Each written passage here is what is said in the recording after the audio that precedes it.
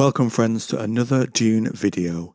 Today we're going to look at the Fremen off-world during Pauls Jihad through the eyes of Stilgar and see how they cope in this alien environment. Spoilers for Paul of Dune and the books before throughout. Let's get straight into it. Stilgar, as part of Paul's Fremen Jihad, is off-planet on Bela Tegeuse. Around him he's shrouded in fog. Stilgar wrings out his clothes with moisture. He needs a reverse Stillsuit to filter water out of the air. He travels along the river on a gun barge. Here he is hunting Urquidi Basque, a rebel nobleman. The gun barges move slowly through the sluggish brown water. There were 10 of them, but with the fog, Stilgar could only see 2. Visibility was worse than in a sandstorm. One of the gun barges runs aground, and the Fremen have to take off equipment so it could float and move away again, and the Basque forces escape. Stilgar wants to go after them himself, but he would not leave Fremen in this wet place. Even here he still has that bond with his people, and will not leave them. Perhaps he could have done it if he had been in Arrakis, trusting them to cope in that more familiar environment. Now they entered a river delta, where Stilgar believed he could trap Basque. He was surrounded by tangled branches and roots, so different from the rare palms of Dune. They smelt like the water of the swamp, and every meal he'd eaten here tasted like mud. Some barges had half shields, but captains complained they reduced visibility further. Stilgar sees the enemy within reach. Ships sail out firing projectile rifles at the packed Fremen on the decks of the gunboats, and they then flee. Here this strikes me as a very different type of warfare to the one the Fremen are used to fighting in. Think about it: water, gun barges, personal shields that actually work. But they've clearly adapted and are doing this despite the strange new environment they fight in. 2 ships break off from Stilgar's forces despite his warning, and one becomes mired in mud, and men, the Basque forces, fire down from high tree branches, and the gun barge's heavy artillery is rendered useless, with no targets, but the Fremen in their fervour blow up the swamp around them anyway. The gun barge shields are activated, providing protection and preventing Fremen counterfire as well. They reach a point they can go no further from, and so Stilgar orders they continue, on rafts and then on foot, showing the Fremen's determination, and Stilgar then activates his personal shield. On their own planet, they control the rhythms of war, knowing where to strike and ambush. Here they dive blindly into the swamp, because of the Jihad's religious fervour, risking life when a pre-Jihad Fremen might fight smarter. Rebels in breather suits rise from the water and move slowly to penetrate the shield around the gun barge, and plant explosives against the hull.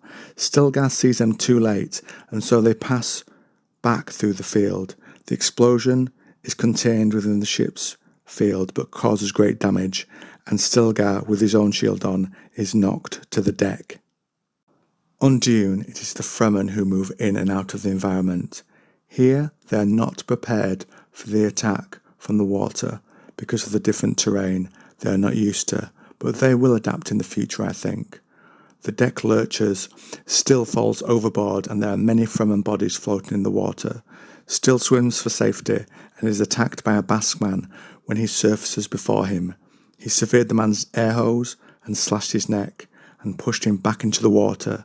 Still took stock. Other barges had been damaged, and the Fremen from those still operational sent shots from large artillery into the swamp to hit what they could not see. The Fremen shouting Paul's name, Muad'Dib, Muad'Dib, attacked. Still believed many of them were drowned because they did not know the terrain of the water. He knew the names of every type of wind in the desert, but this place was alien to him. He saw his Fremen had picked off the rest of the rebels.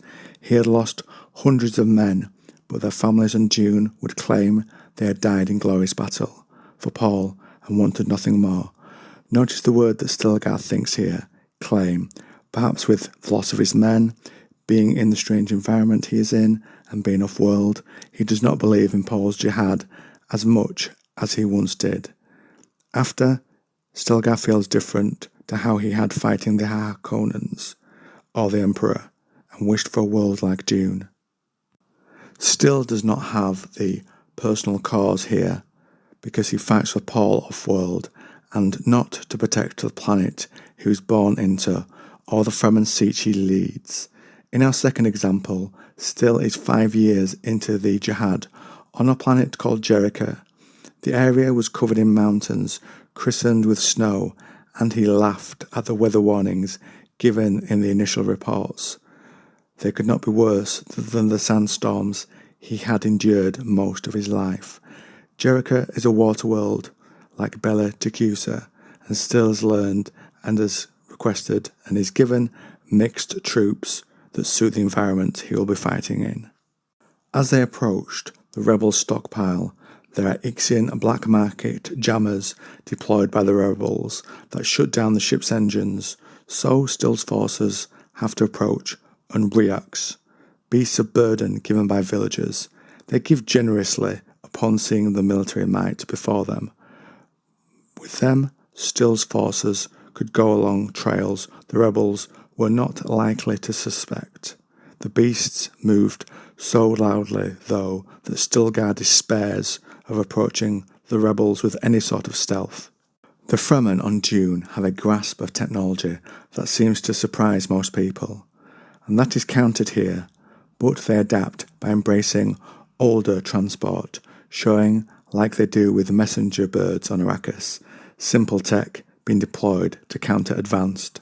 They cross a river, Stilgar is awed by it, and when a Fremen falls in, Stilgar tries to help him, and falls in with his mount as well. He struggles to surface and forgets everything that Gurney taught him about swimming. He tries to breathe, but his lungs are filled with water. Darkness embraces him. He wakes. A fellow soldier has gotten the water out of his lungs.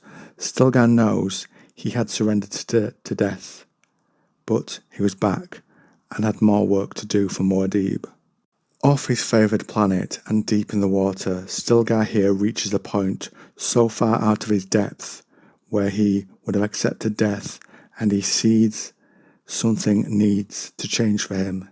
He became a danger, a burden to the people he is trying to lead, and by the measure of a nabe, he would have lost his position to lead the community. Stilgar recalls swearing loyalty to Paul and has reached an epiphany. He looks around himself at the green forest and swamps.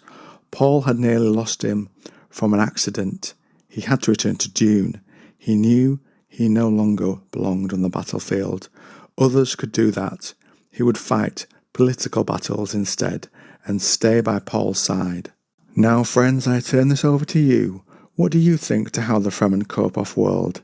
Did Stilgar make the right choice, returning to Dune? Have you invaded a foreign world in the name of Muad'Dib? Comment down below.